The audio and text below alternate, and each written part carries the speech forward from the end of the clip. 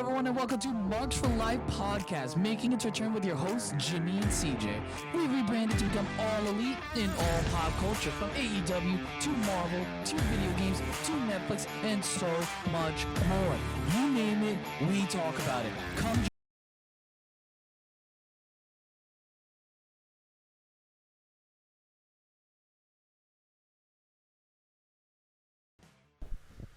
Hello everyone, welcome to this week's edition of Marks for Life podcast. I am one of your co-hosts, CJ. And I'm your other one, Jimmy. And here, we're going to be talking about another Marvel movie that came out. I finally got to watch it. Jimmy watched it like 2 weeks prior and stuff. I had to watch it yesterday because this upcoming Friday, it was gone from theaters on Long Island. So I was like, oh my god, rush job. And then I was able to watch it. I was very happy with it. And the movie we're going to be talking about today is Venom, Let There Be Carnage. Yeah, it's definitely it's definitely a fun movie. Like, I'm not gonna harp on it for not being fun. I don't have any problems with the movie. I know, like, me being kind of like picky with my words is indicating like some sort of negative to it, but like, I did enjoy it. It's just there are, in my opinion at least, for a movie, especially for a sequel movie to a movie I really enjoyed. The first Venom was incredible. Considering, the last time we saw Venom, he was with Tobey Maguire in it. Not Tobey Maguire, with it was Tobey Maguire. Tobey Maguire and Topher Grace. Yes. And it didn't connect well for me for that one. But like this one, it was definitely good. Yeah. It just, for me personally, there was definitely pacing issues with it. But like, let's actually go through the movie and like, because I don't want to harp and be a negative. I want to talk about how good it was, because this was objectively a good movie. How and much people of it can we really like break down? I feel like it's you break it up into certain. We have to break it up into certain parts of the movie. So there's the Cletus Cassidy introduction part. So I guess we could start there, because that takes up like a solid 20 minutes. That whole arc of the movie. Yeah. So like the beginning part of the movie doesn't really right away take off after Venom. It takes off. It does like a flashback to, I guess it's like an orphanage of some kind. Yes, St. Agnes's Institute for Unwanted Children. Which, as someone in the mental health field, it's. I wonder, like, if they got proper intervention, what could have happened? You know what I mean? I think it's because of also the time, because like Cletus Cassidy in like the present day part of the movie is like a 50-somewhat-year-old man. Yes. And when we're talking about him in 96, he was what, like maybe 20? He had to be in his 20s. He had to have been. Yeah. Or like he was already in there for so long, like, because I'm pretty sure he like explains his whole backstory to Eddie, and he was there since he was a kid because of certain circumstances, and it's probably he was even there even earlier than that. But when we get since he was a child. Yeah, but when we get introduced to him, it's the 90s. Yes. And of course it's the 90s. Yeah. This movie is the literal embodiment of the 90s from something that I have not seen since Blade, and I thoroughly enjoyed it. Just throwing that out there. All right. But yeah, Eddie interviews Cletus. He's talking, is like, get this message out, because he's pretty much sending a secret message to his wife, Calypso. Did you realize that was Calypso from Pirates of the Caribbean? Yeah, the actress. Yes, yeah. I did. I don't know her actual name. I think Frances Barrington Shriek. Yeah, just Shriek. Shriek is the character that she plays, who I believe is an actual Marvel character. It is a Marvel character. So it was pretty cool. So it was pretty cool that they put in another character that I was unaware of, which was pretty cool. He thought she was dead, which in actuality she was just kidnapped to a government facility. The Raven. I'm actually curious about the Ravencroft. Where do I remember that from? That's from is that Amazing. No, no, you're thinking of the Essex Institute. Which is I thought there was a different one. I thought there was you're thinking of Amazing Spider-Man 2, where they take Electro. Oh, that's the Ravencroft Institute, but that's in New York, so it's kind of weird that they're in two different places. There's a San Diego branch. I guess. San Francisco branch. But yeah, I think that's really funny. of course, interview. Venom's literally the best person at this fucking job because he... Well, because Eddie was doing two things. He was getting... Cletus had asked him to do his story. Asked Eddie to do his story because he's a journalist and he's... Yes. But he wanted something in return, and that was like Cletus's last victims or something like that before he gets, executed. The location of the bodies, because Cletus Cassidy's a fucking serial killer. A pretty nasty one. I have to say, the actor Woody Harrelson, correct? Yes, is fantastic. Like I'm more upset that. I'm not gonna spoil it, so we'll get into it. Yeah, we'll get into it, but like, I definitely wanted more. Yeah. So they figured out where the bodies were because Venom's just great at his job and knows how to use his fucking eyes, Eddie. I mean, I think it just proves that like Venom is just smarter. Venom carries that relationship. Yeah, Venom unironically is the best part of the whole Venom franchise. I would hope the title character is the best part of the franchise. That's not always the case, though. Last time we had that was Batman. The Christian Bale ones. The Christian Bale ones. Possibly Michael Keaton, but I really didn't watch them, so I can't attest to it. Fair enough. So they find the bodies. Cletus is pissed. Yeah, because he wanted his story told beforehand to like send out his name. Because like at the end of the day, he's a serial killer. And, like the motif is that like serial killers still want to just be famous. Want the recognition. They want the recognition for the awful atrocities that they commit on this planet.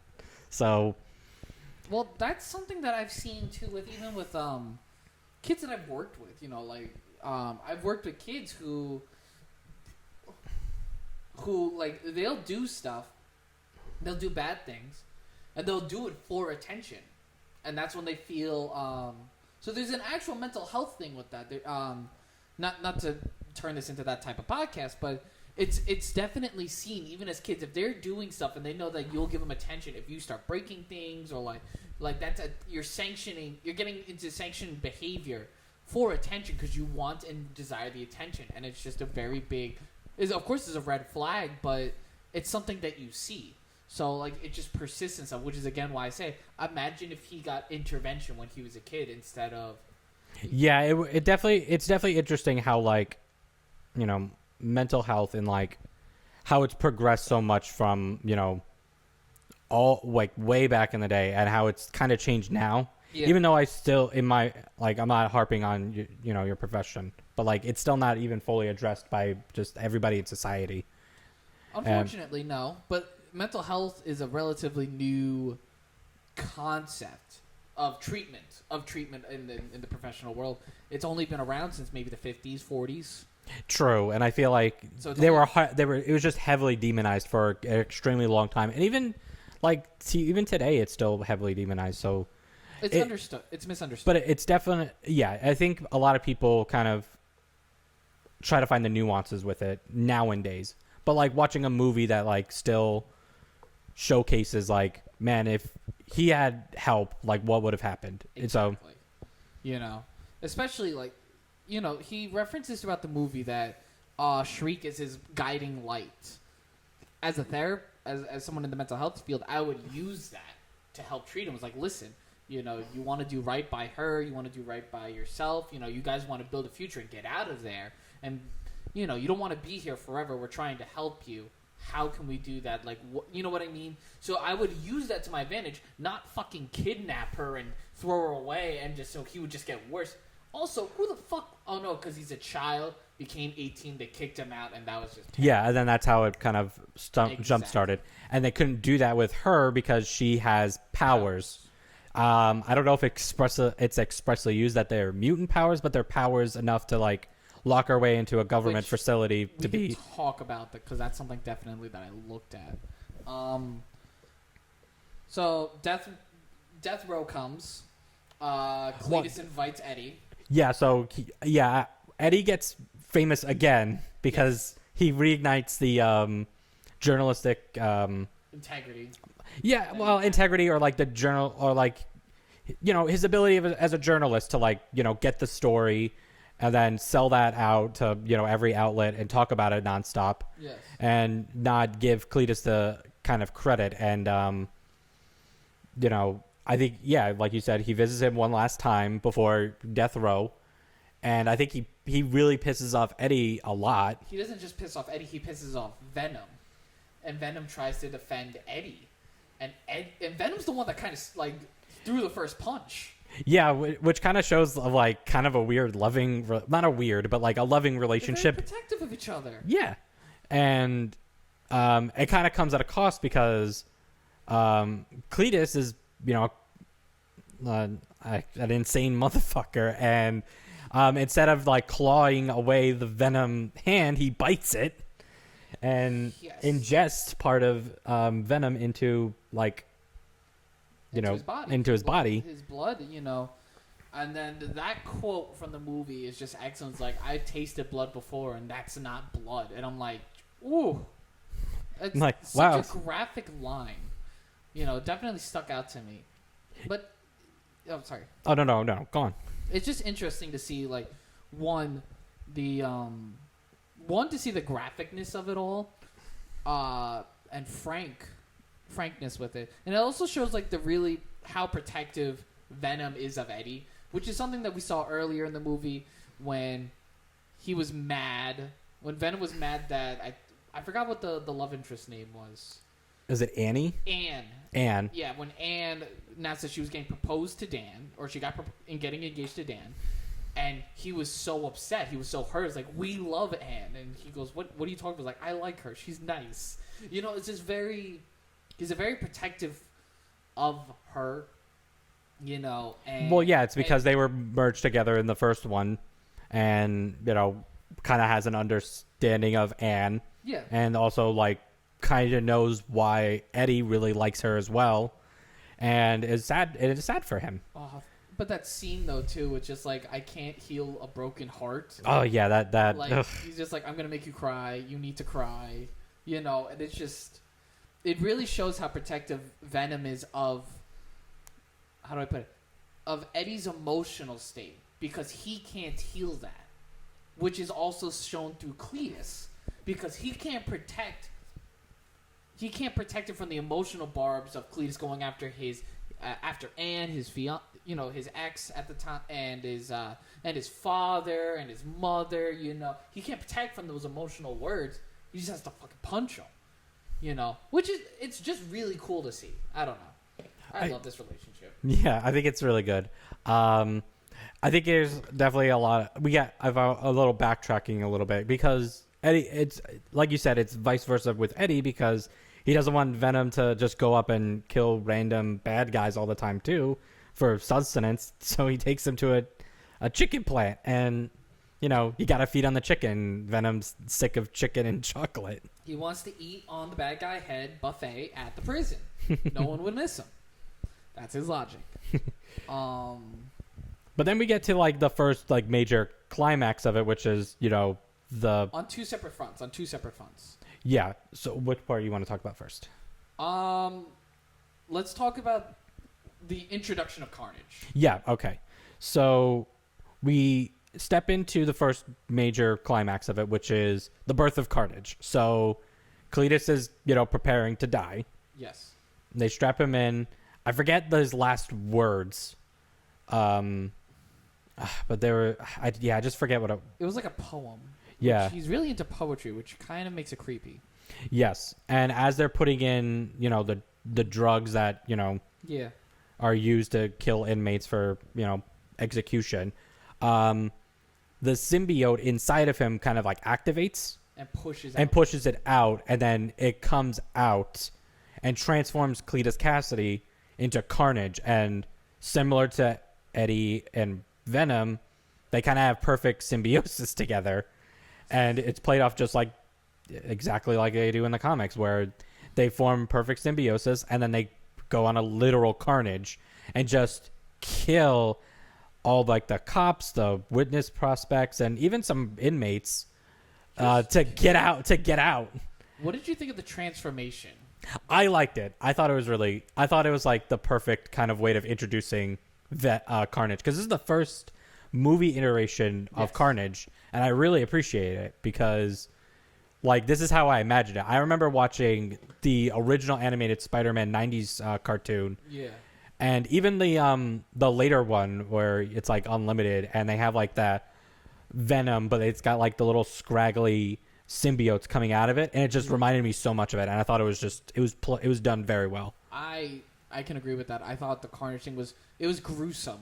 It was hard to watch, but I still felt like I had to. Could you imagine that whole scene if it was rated R though? Wasn't that? It wasn't it was PG-13. Missed opportunity, but like even with the PG-13 rating though, they did a very good job. Very good. They definitely pushed it. And again, he goes on a rampage. He goes on a little carnage and just tears through everybody.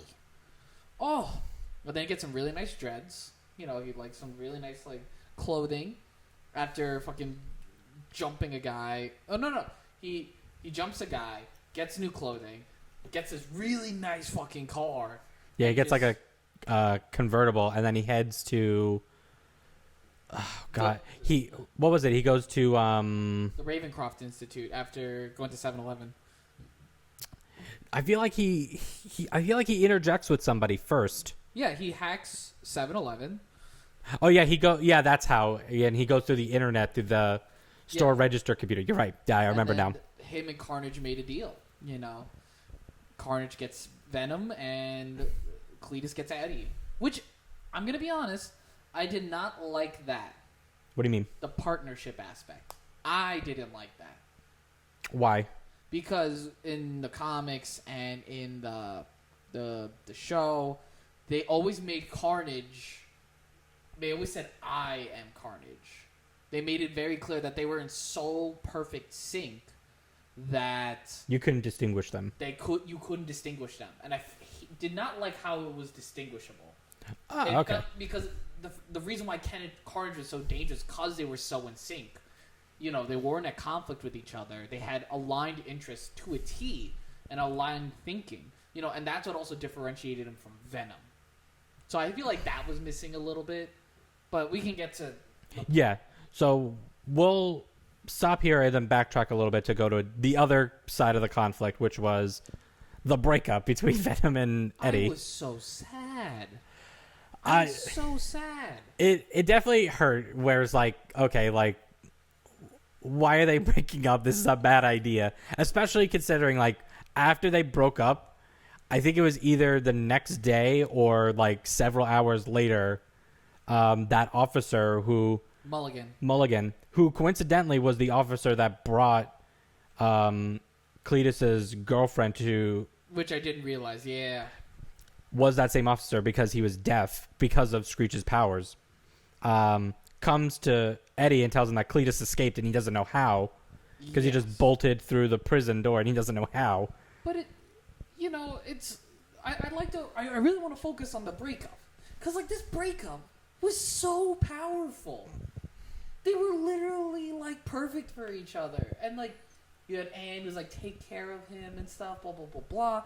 And they're just going back and forth because they're like, oh, without me, you're nothing. Oh, without me, you're nothing, blah, blah, blah, blah. They start hitting each other. Yeah, they have, like, a legitimate fight. And it's like, well, how does Eddie even fight this symbiote that's attached to his body? And it's... He does the fire alarm at the end, right? Yeah, he does the fire alarm. He crashes the fucking TV and... he throws that... I find it hilarious because they treated Venom like a scorned girlfriend and just throwing out her man's shit, and it's so perfect. Venom literally said, "Get out, pack up your things and get out of here." And he goes, "This is my apartment. You can't live on your own." It's like, "Get out of here. I don't want to see you." And I'm like, yes?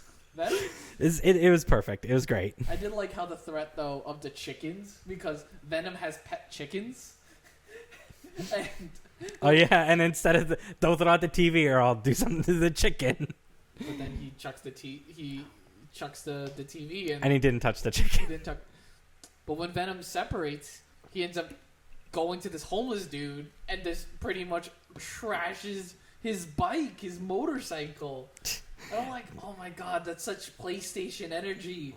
Like, Jesus Christ. Yeah, it felt like watching like a score. I don't want to keep using the Score and Girlfriend reference, but it felt like watching someone key up their significant other's car, and it's Kelly Clarkson should have been playing during that. So, I like how you mentioned Mulligan coming because like the next day, of course, Cletus escapes and he goes to tell Eddie. At that same moment, Venom is becoming an icon in the rave scene. Nicole and I talked about. I unironically love this scene. He became an LGBTQ immigrant icon, and it was so great. And he was just being Venom, just being Venom, and they all just ate it up, and it was perfect. It was great. It was great. Like, how can you have a main character also be the comedic character as well? It played out perfectly. I think Marvel can take not gonna lie, the MCU could really take a lesson from Venom in terms of characters like that. Yeah, I think it's both the fact that Venom is supposed to be kind of a serious, like, oh, he's like a killer, but it's also like, come on, bro, like, we're good. But he's like, I would never want to cross Venom. He never stops being terrifying. No, but That's when the thing. But when you see him hurt, and I think this is where it kind of gets closer to, Eddie, I think, gets locked up because they think the police think he's, No, doesn't he? Oh, so he finds out that it's Francis that he's searching for. Doesn't he turn himself in? To the police? No, he doesn't do that yet. He goes and... Who brings him in? How does he get brought in again? He doesn't get brought in. I think he finds out where the Ravencroft Institute is and then just attacks it. But he doesn't attack the Ravencroft Institute. He found out St. Agnes. No, Eddie finds out because of the last card that Cletus gives him. That It's St. Agnes. He goes to St. Agnes, finds out that there's Francis, and then from there tells Mulligan, and Mulligan tells him that she's dead. And then because he doesn't know that government agents actually took her out. And then that cutscene's over to Ravencroft, where Carnage literally does some fucking ninja shit, and then like pops into this guarded facility, like top secret government facility. Which, okay, here's what pisses me off about this trope. Why is it so easy for... First off, why was it so easy for him to get past the government guards? Okay, I think I can actually answer this one. Okay. So when they're together in their Carnage, I think because of their bodies, they can still morph around in like that sludgy kind of symbiote kind of stasis. Okay. So they could go through the pipes and plumbing and stuff like that and go through it that way. That's how I would explain it. Second, why would Carnage sneak in there instead of just bursting through? I think because I think he knows based off of the prison that if he did that, the alarms would go off like crazily and it would hurt him. And he doesn't want to do that. Oh, that's smarter. Okay. Because I was about to say, it's Carnage. I feel like he would just rip through it. This is true, but I think we do need to play into the fact that he's self-aware of his weaknesses, to fire and sound. Same way Venom is. So, I mean, it wasn't until later after he kind of destroys everything that, like, the sound dies down, but it's not as, like, super loud or anything like that. But then when he and Shriek pair up, and Shriek starts... As soon as Carnage said, because Shriek shrieked, of course. Yeah, because they get outside of the facility, and a whole swarm of like cops are coming around, and Carnage is going nuts. Yeah. And then Shriek uses her powers, and it hurts Carnage. Yes. And Carnage, I think, tells her, the next time you do that, I'll kill you myself or something. Yeah, essentially. Yeah, and I'm like, that's where the rift is, right there. Exactly. Carnage would never have that. That's why I had a problem. Like, there would be no disconnect with that Carnage. Yeah, so maybe adding a love interest for Cletus was a bit strange then, because I don't remember. That was in the comics, though. Okay, that love interest is in the. Okay, I didn't know that. And we'll get to that. You know. So, yeah, I think after this is when Eddie turns himself in for police protection. Yeah, that's what it was. He turns himself in for police protection. That's what I was thinking. Yeah. Okay. Eddie tells Anne to go find Venom, which she ends up finding him possessing Miss Chan. The convenience store lady, which is, by the way, like, it's such a Venom thing. I think. But, like, there was such love. There was such love. She's like, oh, Venom, are you okay? Yeah, he comes in with a homeless thing because Venom only knows Mrs. Chan would take him in without... I love how Mrs. Chan also knows Venom and will stock up for Venom. And yeah, for, like, chocolates and stuff like that. You know, it's like, morning Eddie, morning Mrs. Chan, morning Venom, waves hello. And I'm like, yo, she's a boss. She is a boss. Another great character that I hope gets to stay in this universe for Venom. I didn't even know he possessed Mrs. Chen. Yeah, it wasn't until Anne like saw her and was talking to her. Yeah, and it's the way that she was talking, like, "Go away, Dan," and it was like, that's kind of weird. Mrs. Chen wouldn't really say that. Called him a pussy. Yeah, called him straight up pussy. And then she's like, "Venom, come out here and talk to him." I'm just like, no. And then he's like, "Damn, what was it?" He was Eddie needs to apologize. We're not dealing with this shit. I'm like, Venom.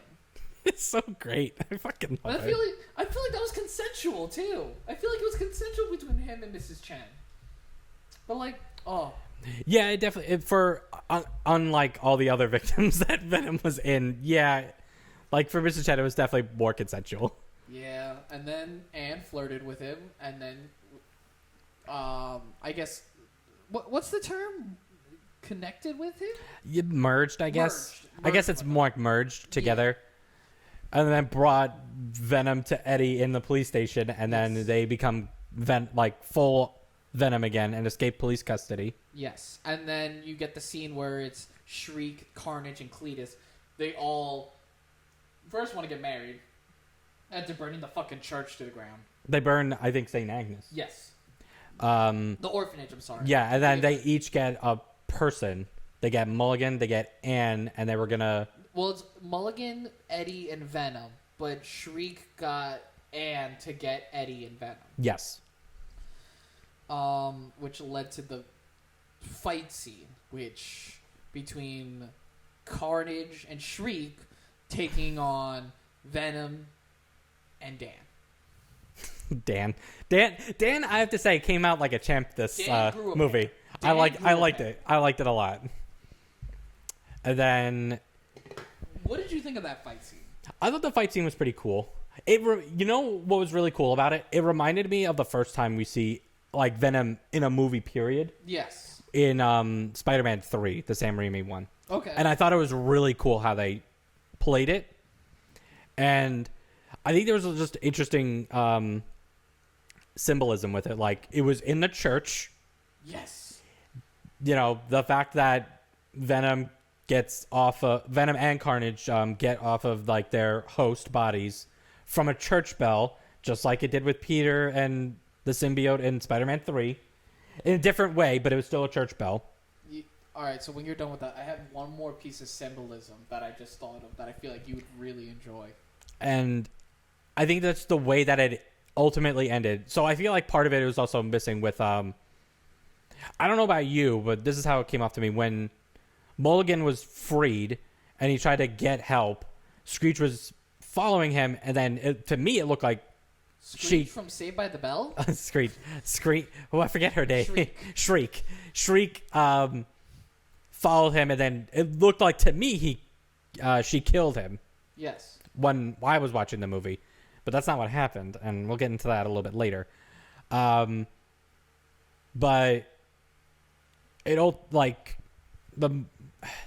it climaxes with the bell ringing off and the symbiotes falling off of the bodies, and it was Venom getting down to Anne and Dan, and then back to Eddie, safely saving him, and then splat goes Carnage on one side, and then boom on the other side for Cletus, and then shrieks and into the bell, which makes ultimate soundage. Yeah. After Carnage decides to go fucking monstrous and try to kill everybody the size of a fucking building. Yeah, and then the bell slams on Screech, and then Shriek. Damn it! I'm not gonna listen. Now I'm just gonna think of the dude with the afro who apparently has a giant dick. Story for another time. But I think she's dead now because the bell literally landed on top of her as she was screaming. Remember me. And then Venom eats Carnage. Eats Cletus after And then eats Cletus' head. After Cletus said, all I wanted was a friend, and Eddie just apologized. And I'm like, damn. And that's where the mental health got me. I'm like, that's what a lot of mental health, people who are suffering from mental health diagnoses, they'll need is just a friend. Granted, this is my job, so I can't be a friend to everybody. But, like, you know, they need someone that they can talk to and trust. Yeah. Which is huge. It is huge. So the fact that he said that, I'm like, that's on the fucking nose. Two things I want to address. One, Venom's actual fear of Carnage. Like, oh shit, a red one? And it's like, we're gonna die? Or no, he says, time to die. And then he goes, yeah. It's like, no, let me clarify. Time for us to die. And the only reason why he's actually fighting Carnage is because of, deal that Eddie made. Be like, if you go out now, you can eat everyone but the priest. you can eat really? Yeah. Gah! Poor priest. Oh yeah, because they can't have a priest. Oh yeah, I went through Dan and the priest. Yes. That's great. I love this movie. So Carnage mentioned, like, time for you to die, Father. The priest was scared, but he's like, not you, Father, him, Father. You know that. Here's the thing. This is crazy because it was in a church. That's a symbol for Lucifer versus God. Like, low key, something I know. Like, I just noticed while talking about it. It's like it's the son rebelling against the father. It's Lucifer with, you know. Yeah, Lucifer beating Carnage, who's rebelling against God, who is Venom. Like, the linear lines are on this are pretty. Like, it's easy to follow through. I got you. Interesting, you know. And granted, he had one of the best fucking picture moments. Carnage with just the multiple, the Da Vinci styled Carnage portrait in front of the mosaic. I think is such a cool image, and you know, and I fucking hate Dan. Dan was just like, Venom, or was it Eddie? I don't know. It's like, look at them. They don't have perfect sync. Yeah, I think that was because. Yeah, because it might have been Eddie. I don't know. I think it was Eddie. Eddie or Dan. I couldn't tell them apart at that moment. But, like, Carnage wanted to kill Shriek. Cletus was fighting Carnage. And I'm just like, what the fuck? No. Carnage would be so obsessed with power, and Cletus would be so intent on killing, he would just fucking murder her. You know what? If they stay too true to the comics. Maybe, I think this might go to, like, if it was rated R, I think that might have happened. Because, like, then it would be like, okay, like, this is, like, a crazy baddie. But I feel like the reason why they had to, like, dial it down for the violence was because of that PG-13 rating. Plus, they kind of need to give an excuse to not have not have Carnage in the next movie.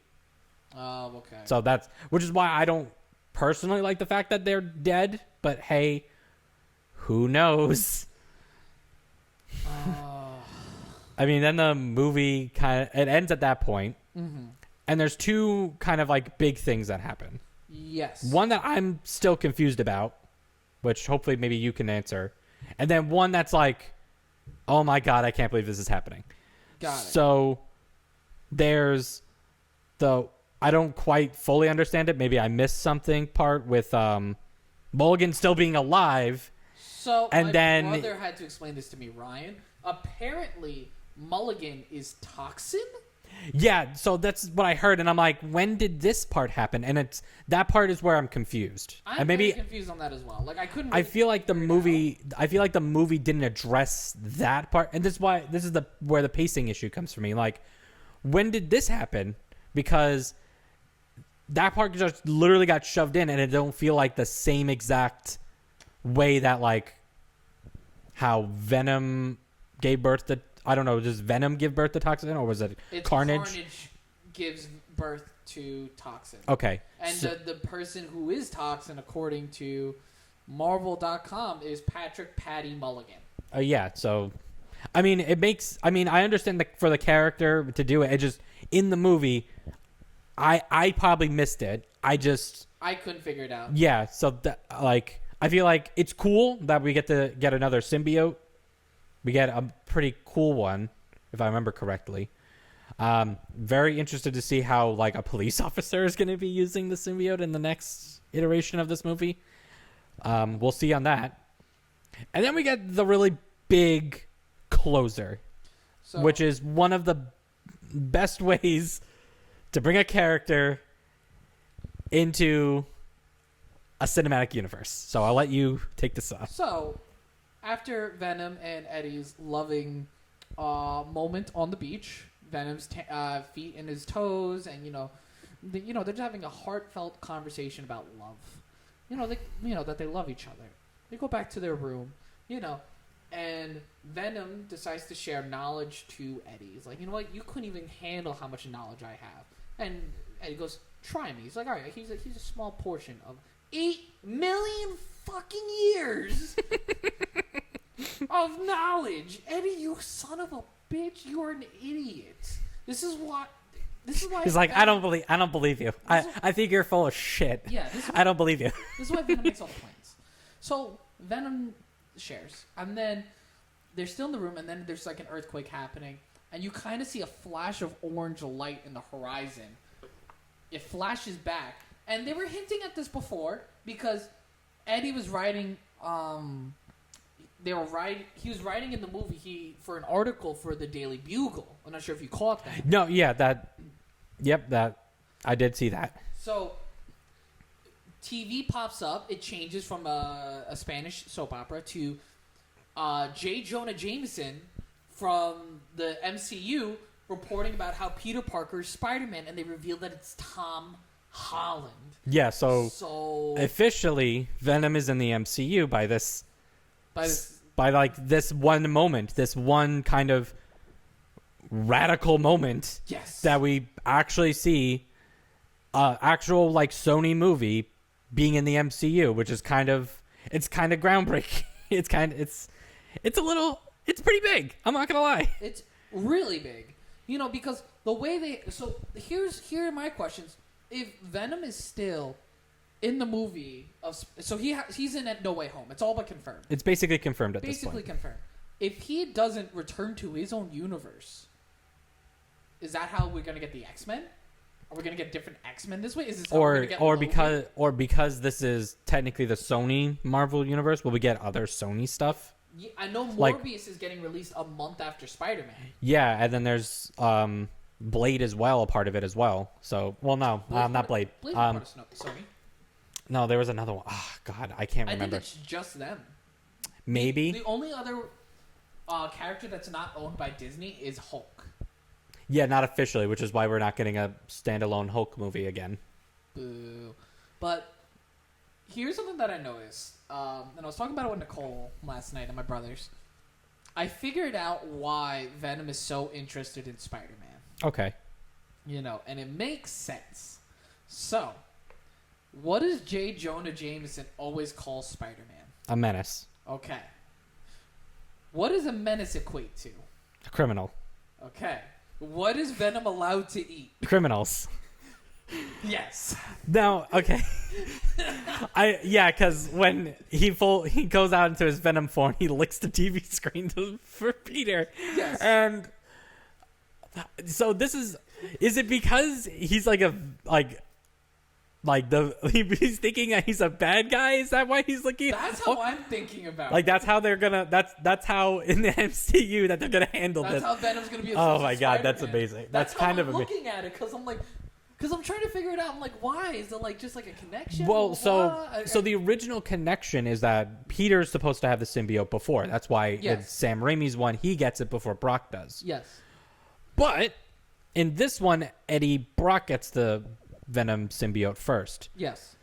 And I kind of noticed this when watching a lot of the teasers for No Way Home that came out. And Peter's wearing a black suit in one of them. Okay. I don't know if that's like discoloration or Marvel doing, its famous like editing tricks to get us thinking. But is it possible in No Way Home that we're going to see Peter in a Venom suit, which would be amazing? I don't know. I think it'd be definitely cool to see if we get like a couple scenes of that. But who knows? I think it'd be cool. I think it'd be cooler just to see Venom starting to hunt and try and eat Spider-Man's brains. I think that would be cool for like an end credit scene, and then like for the next Venom movie, that's going to be the main thing along with Toxin. I think that would be cool. Yeah, I'm just very curious because they're really bringing everyone in for this Spider-Man movie. Yeah, like it's also a weird timing too. I don't know if you're aware of the Stan Lee and Dan. Oh God, what was it in the the Stan Lee estate and the God, I think it's the Dan. Oh God, I'm totally blanking on his last name. But those two estates, they were writers of a lot of these characters that are currently in the MCU, and they're suing Marvel for those rights. This was a couple of weeks ago, and it's gotten so serious that they settled their Black Widow lawsuit with Scarlett Johansson. So they can focus on this. So they can really focus on this because, like, if the Stan Lee, and I think it's, oh God, it's going to hurt me that I don't know this last name. But if these estates kind of like, yeah. It's not Steve Ditko, is it? Steve Ditko, that's what it is. Not Dan. Steve Ditko, that's what it is. Steve Ditko, was it Jack Kirby then, too? No. It's Steve Ditko and Stan Lee because they own specific rights to certain characters like Doctor Strange, Spider-Man. Mm-hmm. I think it was Hulk and another character. I forget what it was. But like these specific characters in the MCU, it's like, ooh, like if we don't really continue on with these characters, we're not going to have them for the next, couple of movies that we're going to be coming out. Yeah, like it's... So like this might be the last time we see Tom Holland. Because they're not doing any more Spider-Man movies after this. Well, that's if this particular thing doesn't go through. Like this lawsuit for the estates kind of came out of nowhere. Like no one was really expecting it. They want money, which I think they're entitled to, but to take it out of the MCU, I don't know. Gene Colan. That's the third person. Stan Lee, Steve Ditko, and Gene Colan. Okay. So Disney's Marvel unit is suing to hold on to full control of Avengers characters. Yes, because those estates want to take those rights and all the money that comes with it. And they would have to share billions. Yeah, exactly. And obviously Disney doesn't want to do that. Now, for one point, I kind of don't want Disney to have this much control over certain property things, but at the same time, this is kind of cutting up into some really good movie making, and it's something that I don't really appreciate from that standpoint. So I think Disney's being fucking greedy. Disney is greedy, and I mean, they were being so greedy that like the fact, like if we're gonna put a pinprick on our Venom thing just for 2 seconds and talk about their Black Widow situation, the fact that Black Widow one even happened is just the fact that how greedy. Oh yeah. It just proves that, and just how quickly it ended. Yeah. With, with us not really knowing the thing, but probably Scarlett Johansson getting most, if not all of, the money that she has requested from her contracts. Yes. I'm just saying, like, we know what Disney's priorities lie in this. If this does mean that we're no longer going to get Tom Holland being Spider-Man, that's going to suck. Because I enjoyed Tom Holland. Meh. I think Tobey Maguire will go down as the best one in my opinion, but I don't think, like, who else would you really cast? Can't do Andrew Garfield really again. He's too old. And do Miles Morales. Yeah, or Luke from Stranger Things. I think it would have to be Luke because he would be like at that age. Yeah, that's what I think. Personally, give me Miles Morales. But Donald Glover would be Prowler though. Huh? Yeah, he'd be Prowler. Oh yeah, he could be. So overall, Venom 2. You said, I know we were talking about it prior to recording. So you didn't like the pacing of the movie? Yeah, just like I felt like they put in a lot for such a short movie. And I'm not saying like I wanted this movie to be longer. I just felt like a lot was in it. And they put in a lot of extra things that I don't think was necessary. So like, yeah, seeing Shriek and the relationship between her and Carnage is cool. But I think it honestly just would have been better if she wasn't in it and saved for a different project later on, and have that just be a pure fight between the two, and then like have Venom win but not kill Cletus and Carnage, so they could be in a different movie later on. Because I feel like killing them off in an hour and 40-minute movie was kind of anticlimactic for the first iteration of this particular character. So I mean, that's my view on it. Everything else though about it, like the comedy of it was great, the relationship struggle was great, the backstory of Cletus was fantastic, like the fighting scenes were all very good. I'm not like hating on like the action or anything like that, but I think that if they took that particular aspect out and put it into a different movie, that might have helped my like criticism of the pacing of it, because I just felt like there was just a lot, and then like to not really and like again to like not explain the whole Mulligan, him becoming a symbiote host again, like that doesn't help it either. So I think I'm kind of in the other camp. I thought it was excellent pacing. You know, they gave us enough to explain everything without needing to go into too many details, so they didn't really insult our intelligence. But then they left enough where it was like questioning, like, oh, how did Mulligan? Was it with him and Carnage? Like, did like symbiote get into his blood? Like, what's the story there? Or you know, it might have been in that movie. We just don't like. I didn't see it. Yeah. So like maybe there's like a director's thing and they cut it out or something, or possibly they just didn't think of like a scene for it and they're gonna do it in the next shot for the next Venom movie. I don't know, but like to me, I felt like missing that part out and then putting in this like extra block of this relationship thing. Not that like it didn't need to happen.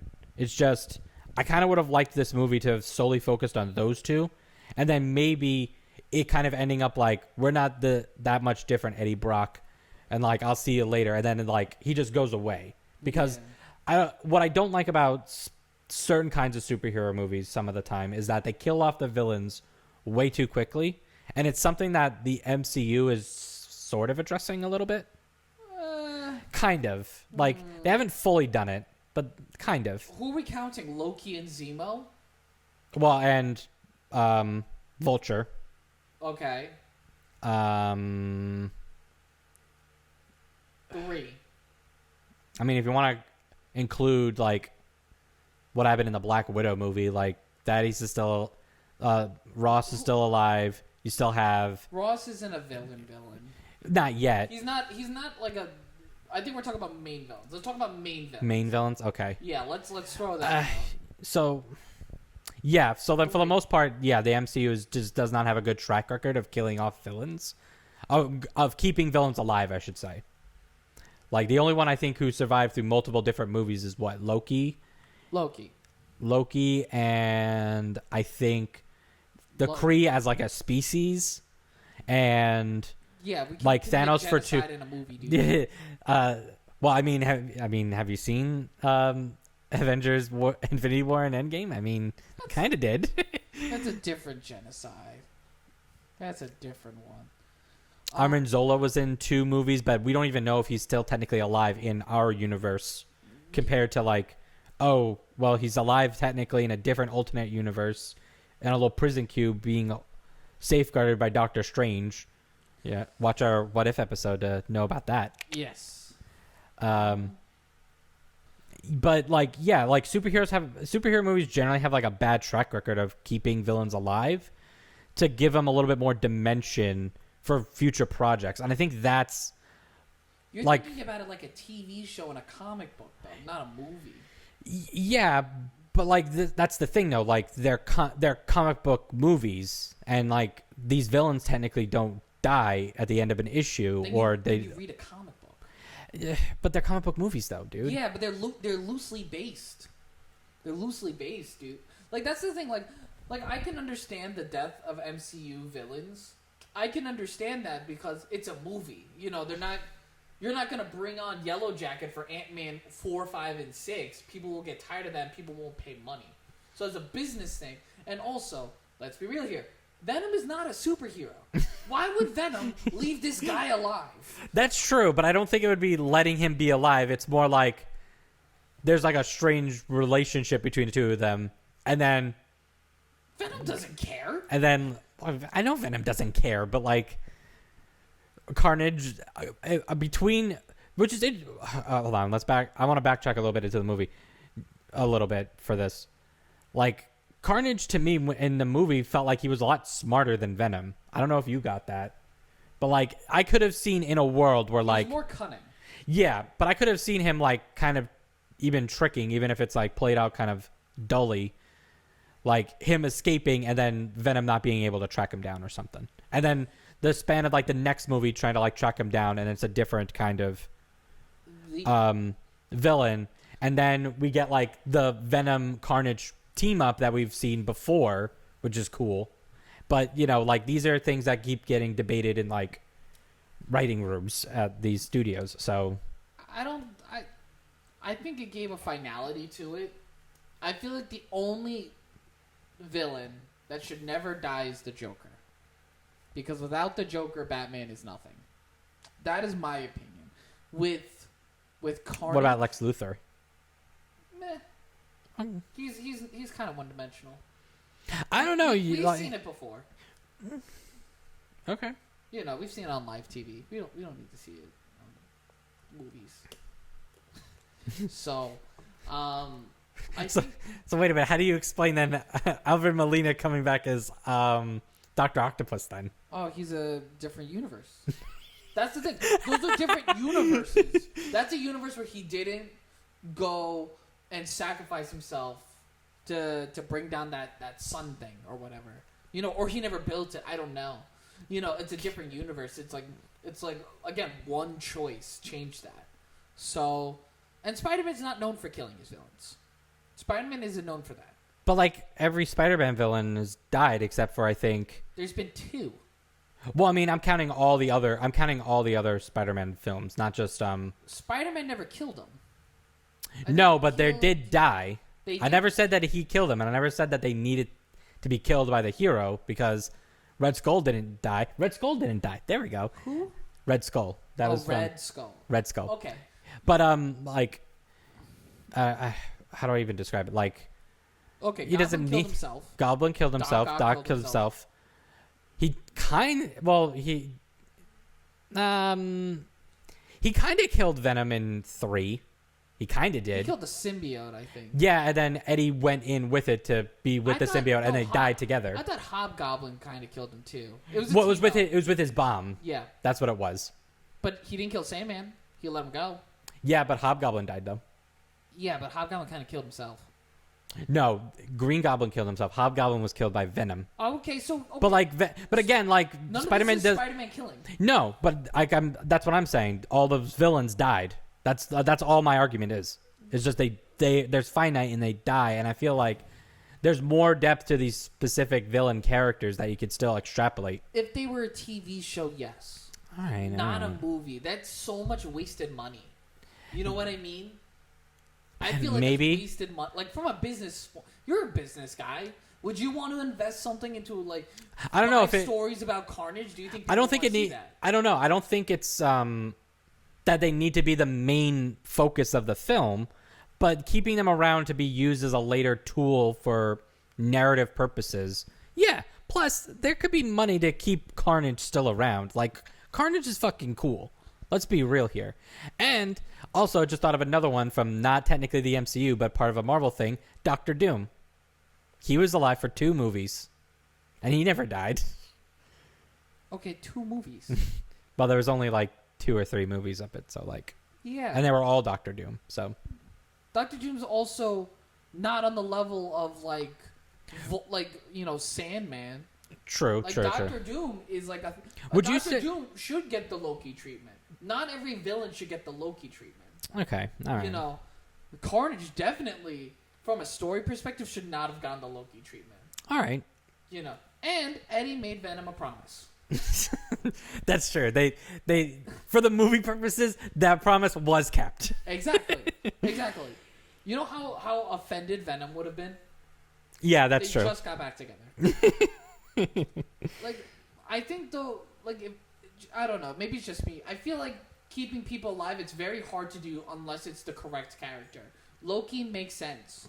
Zemo makes sense. Doctor Doom makes sense. Someone like Carnage or Yellow Jacket or Ego, like all of those, like why would the hero want to keep him around? Like an MCU movie hero is very different from a comic book Marvel hero, and I think that distinction needs to be made. And then also I feel like TV is a perfect in between. Okay. Because TV, they left Punisher alive, so you can bring him back. Kingpin, you can bring him back. Kilgrave died, but they kept him around as a PTSD type of thing. I think that's really where you can play around with that, because you need more content. How long do movies usually last, anyways? I think the longest set of movies would have to be Star Wars, and they ran out of fucking ideas with that quick. Yeah.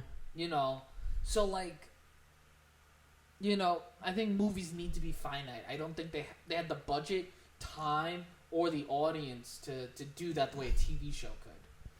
Yeah, maybe. I think it's just something that I think we just disagree on, and I see your point, and like it makes total sense. Hey, I see your point too. We just disagree, and like that's just something. Yeah. But I still love you, buddy. All right. But that's the conclusion of Venom, though. If they make a third one, do you think it would just be like another cut and paste, like symbiote, or would they add more to it? I don't know. I don't know if I want a third Venom movie. I think I'd watch it. Toxin, I hear, is kind of crazy, so like, I would definitely enjoy watching it. I don't know where they would go from here. I feel like Venom kind of needs a love interest at this point to keep it, but like I don't want them to rely on that trope. Well, yeah. So then my next question would be: if there is a third one, there would be no symbiote, but would you put a Spider-Man in it? No, I don't know. Because the symbiote technically also loves Spider-Man too. He loves Peter Parker. That is a thing.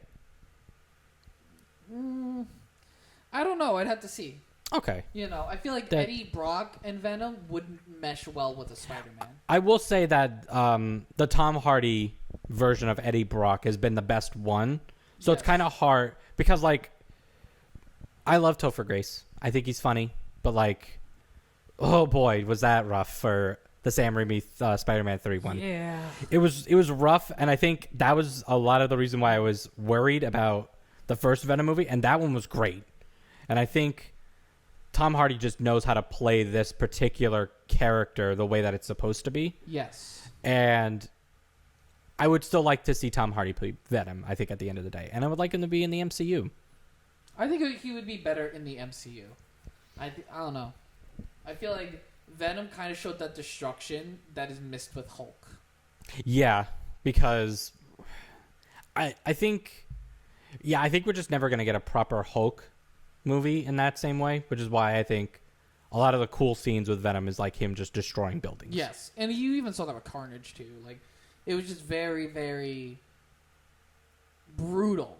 Yeah. And that's, again, this movie encapsulated what the 90s were. Chaotic, dark, and brooding, and just violent.